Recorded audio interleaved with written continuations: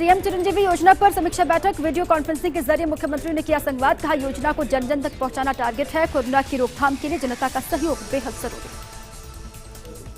टीका उत्सव पर पीएम मोदी का संदेश। कहा, मास्क पहने, खुद बचे, दूसरों को बचाए रखें। आज से 14 अप्रैल तक होगा टीका उत्सव का आयोजन। शंभू पुजारी मौत मसले में सरकार प्रतिनिधिमंडल के बीच बनी सहमति। जयपुर में चल रहा था आंदोलन, जो खत्म हुआ। संभागीय आयुक्त 30 अप्रैल तक करेंगे जांच। प्रकरण में शामिल सभी अधिकारी होंगे एपीओ। उपचुनाव के रण में उतरे स्टार प्रचारक। सहाड़ा में ज्योतिरादित्य सिंधिया का रोड शो, तो सुजानगढ़ में मंत्री भंवर सिंह भाटी, राजसमंद में उदयलाल आंजना की सभाएं। जालौर में एसीबी की बड़ी कार्रवाई। सैला थाने का घूसखोर एएसआई रिश्वत लेते ट्रैप, 45,000 की घूस लेते रंगे हाथों गिरफ्तार। बारा के छबड़ा में चाकूबाजी के बाद बवाल। उपद्रवियों ने बस और डंपर में लगाई आग। पुलिस पर भी किया पथराव। पूरे कस्बे में लगाया गया कर्फ्यू।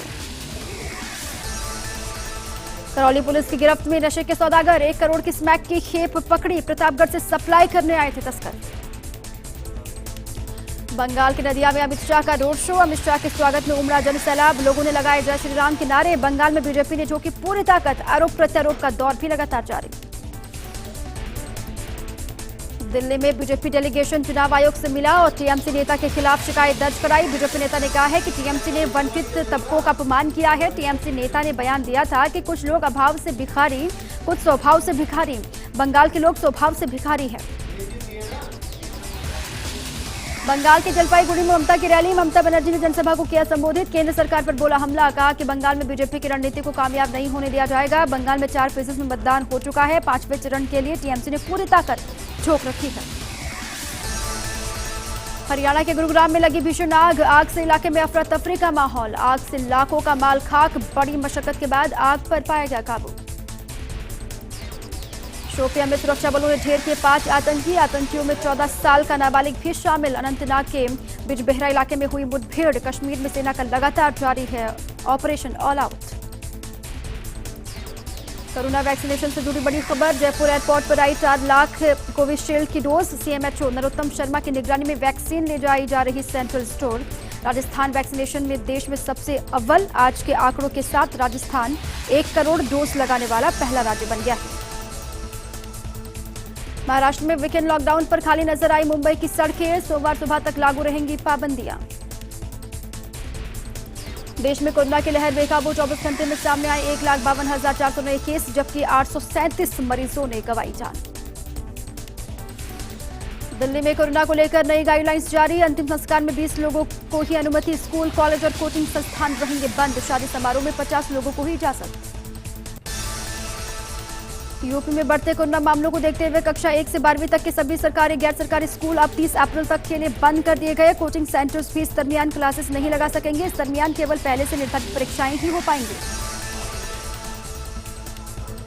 राजधानी लखनऊ में कोविड मरीजों की बढ़ती संख्या को देखते हुए मुख्यमंत्री योगी आदित्यनाथ ने तत्काल 2000 आईसीयू बेड तैयार करने के निर्देश दिए हैं। बलरामपुर अस्पताल में 300 बेड पर मरीजों की भर्ती शुरू भी हो जाएगी।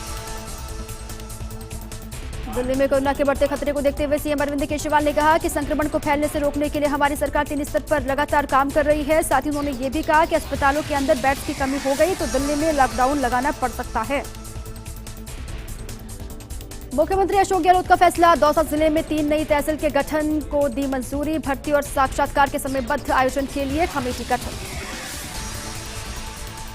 मई में शुरू हो सकता है चाबहार बंदरगाह। भारत ने तेज किया बंदरगाह का काम। पाकिस्तान से गुजरे बिना अफगानिस्तान से कारोबार कर सकेगा भारत। अमेरिकी संसद में पेश की गई सीआरएस की रिपोर्ट। वायुसेना और पुलिस प्रशासन ने ली राहत की सांस। जोधपुर के चांचलवा गांव में मिला बारूद से भरा बैरल। 2 दिन पहले वायुसेना के हेलीकॉप्टर से गिरा था बैरल। आलिया भट्ट भी कुछ दिनों पहले कोरोना पॉजिटिव पाई गई हैं। ऐसे में उन्होंने खुद को घर पर आइसोलेट कर क्वारंटीन कर लिया है। हाल ही में आलिया ने खुद को की 2 सेल्फी पोस्ट की है। फैंस उनकी तबीयत के बारे में पूछ रहे हैं। आलिया की ये सेल्फीज सनकिस्ट हैं। सरकार द्वारा निर्धारित ट्रैवल रिस्ट्रिक्शंस के कारण स्वीडिश एक्ट्रेस पिछले 2 वर्षों से मुंबई में थी। अपनी मां के जन्मदिन के अवसर पर उन्हें सबसे खास उपहार देने के लिए एली उड़ान भरकर स्वीडन के लिए रवाना हुई। आईपीएल का दूसरा मैच आज कोलकाता और सनराइजर्स हैदराबाद के बीच खेला जाएगा। मैच हैदराबाद ने टॉस जीतकर पहले बॉलिंग का लिया फैसला।